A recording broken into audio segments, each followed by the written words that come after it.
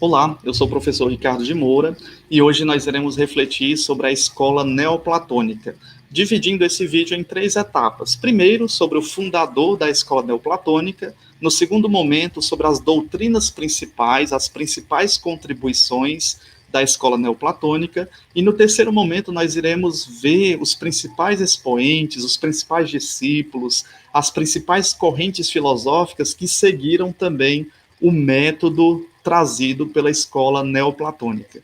Primeiro, então, nós temos o fundador. O fundador da escola neoplatônica é o Plotino, que nasce no ano de 205 e falece no ano de 270. Esse pensador ele vai trazer características do judaísmo e do cristianismo para fundamentar a sua reflexão filosófica. E ainda mais, ele vai trazer grandes contribuições, principalmente na questão do uno, do absoluto, das questões metafísicas que foram levantadas tanto por Platão como para o Aristóteles, mas não foram solucionadas. Então o Plotino ele vai justamente avançando cada vez mais. Assim nós vemos um esforço maior de uma reflexão filosófico-religiosa de Plotino a respeito do absoluto e também como é que nós podemos nos relacionar com o absoluto. Nós vemos que é um filósofo pagão que deu grandes contribuições para o pensamento cristão, que até hoje os cristãos eles têm essa perspectiva de encontro com o absoluto. E isso também nós devemos tanto às revelações trazidas pelas Sagradas Escrituras, mas também das reflexões trazidas pelo Plotino. Porque mesmo não conhecendo as Sagradas Escrituras, por meio da filosofia e da contemplação, ele chega a caminhos muito parecidos para se chegar a essa contemplação com o divino. Assim, nós percebemos também que ele vale-se de sugestões provenientes tanto do judaísmo, né, do monoteísmo trazido pelo judaísmo, assim também como do cristianismo, como ele bem conhecia. O filósofo pagão Plotino está também em condições até de superar as especulações metafísicas trazidas tanto pelo Platão como pelo Aristóteles, os quais eles não conseguiram fundar a realidade sobre o princípio único, onde Platão fala do mundo das ideias, o demiurgo que plasmou o mundo que nós conhecemos, mas ele não se interessa pelo mundo, pelas pessoas. Já o Aristóteles também fala do motor imóvel, mas esse motor imóvel ele também não tem sentimento pelo ser humano. Já no Plotino, nós percebemos esse fundamento da realidade, onde ele vai esmiuçando de forma mais clara, de forma mais precisa e também de forma bem mais profunda do que os pensadores anteriores a ele. Assim, o Plotino ele consegue esse objetivo, fazendo derivar todas as coisas do absoluto. Então se pergunta, Plotino, de onde vieram todas as coisas? Ele vai dizer, olha, do absoluto, do bem universal, que ele vai denominar de uno, né? Do uno é que surgiram todas as coisas. E dele, o Plotino vai desenvolvendo, a partir da sua vida, dos seus escritos, um profundo conceito sobre esse uno. Os grandes pilares da filosofia religiosa de Plotino são justamente a simplicidade, né? O uno se manifesta por meio da simplicidade, a transcendência, nós não somos seres apenas imanentes, materiais, mas nós transcendemos, nós temos alma, nós temos espírito, e também outra característica é da inefabilidade do uno, né? O uno é inefável, e, ao mesmo tempo, ele se manifesta através do momento que nós o contemplamos. Então, é para o Plotino que nós somos capazes de conhecer o Uno. Né? Não existe impossibilidade, nós construímos um caminho para se chegar a esse Uno. Além disso, a derivação de todas as coisas do Uno por meio de um processo de emanação. Né? Então, vão se perguntar, Plotino, mas por que, que o mal existe? Por que, que existe a morte veio no mundo? Por que, que as coisas elas se deterioram? E aí o Plotino vai dizer que o Uno emanou sua energia, que foi gerando todas as coisas, e quanto mais essa emanação se distancia do Uno, aí se tem o problema do mal resolvido. Quanto mais nos aproximamos do Uno, mais nós nos aproximamos do bem. A ordem da emanação, segundo Plotino, é a seguinte, é uma ordem bem hierárquica. Primeiramente, atua numa inteligência, essa inteligência o Plotino chama de nous, que é uma única realidade. que essa realidade, nós temos o uno, e essa realidade foi a primeira de todas, que é o nous, essa inteligência. Dessa inteligência procede a vida, e quando nós falamos em vida no âmbito geral. Dessa vida vai surgindo também a alma universal. Dessa alma universal é que vai prover, que vai emanar a alma de todos os seres humanos. Então, se nós somos dotados de alma, essa alma vem justamente da alma universal, que veio da inteligência, né, e da inteligência universal, que é o nous, que procedeu do uno. E a última emanação que o Plotino vai colocar é justamente a matéria. Então, tudo parte do espiritual e as coisas materiais vão surgindo. Só porque, vejam bem, quando ele fala da matéria, ele está dizendo que a matéria é o extremo oposto do uno, porque a matéria ela vai se desgastando, a matéria se corrompe, a matéria ela morre, ela deixa de existir. Então, para o Plotino, tudo que é material está relacionado ao mal, à questão da corrupção, já porque foi a última coisa emanada pelo uno. Assim, o processo de emanação ele vai confrontando-se a um processo de retorno e reabsorção das coisas do uno. Então, se nós temos a inteligência, nós temos a consciência, nós temos a filosofia, nós temos então os meios necessários para o retorno dessa emanação do uno. Então, ele vai traçando meios, vai traçando caminhos para se chegar, para se retornar ao uno.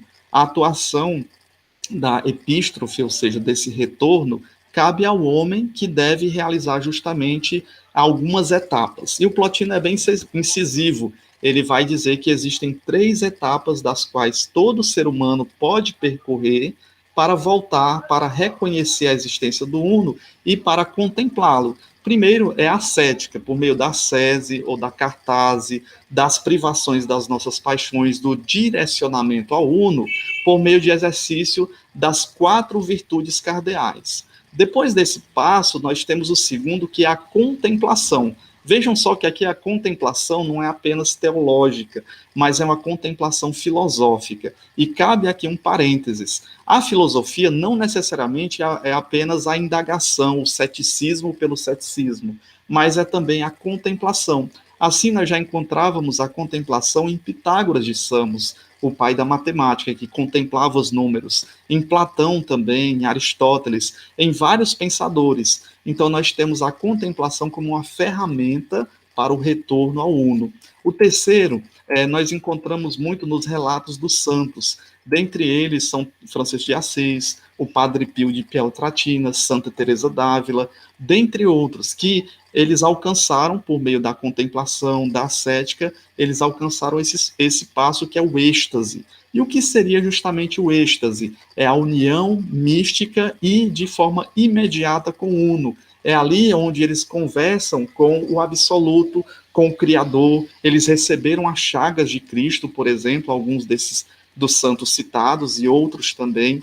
Assim, nós temos uma perspectiva muito peculiar com o cristianismo, ou com aqueles que estão contemplando o absoluto.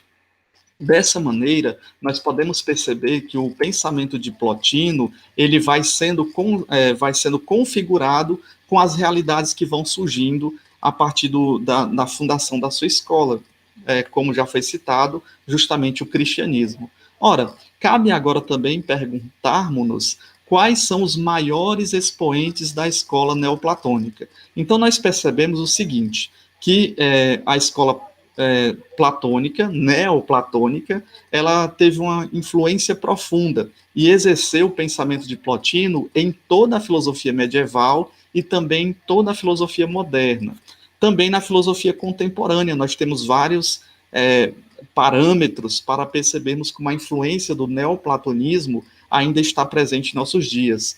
Entre os maiores expoentes, nós podemos recordar, claro, o discípulo de Plotino, Porfírio, e também o filósofo Próclo, que são 2 filósofos pagãos, que justamente deram bases para o desenvolvimento da filosofia neoplatônica e também para o Plotino, ou para o cristianismo. Também nós temos o Pseudo Dionísio e o Boécio como grandes expoentes, através dos seus escritos, das suas reflexões sobre a filosofia de Plotino.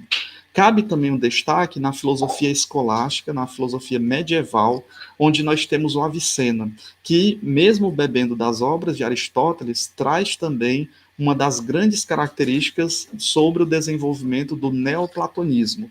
E aqui cabe o parênteses que o Tomás de Aquino, ao estudar a filosofia aristotélica, coloca como expoente o Avicena e o Averroes como aqueles que trouxeram o pensamento de Aristóteles. E muitas das vezes nós esquecemos que o próprio Avicena também estudou a filosofia do neoplatonismo trazido por Plotino.